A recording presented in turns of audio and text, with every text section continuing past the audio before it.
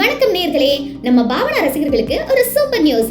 நீண்ட இடைவெளிக்கு அப்புறமா அதிரடியான கதையோட தமிழ் சினிமாவுக்கு ரீஎன்ட்ரி கொடுத்திருக்காங்க நம்ம பாவனா.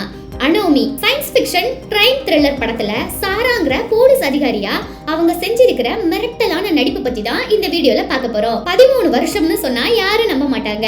அந்த அளவுக்கு முதிர்ச்சியான நடிப்பு.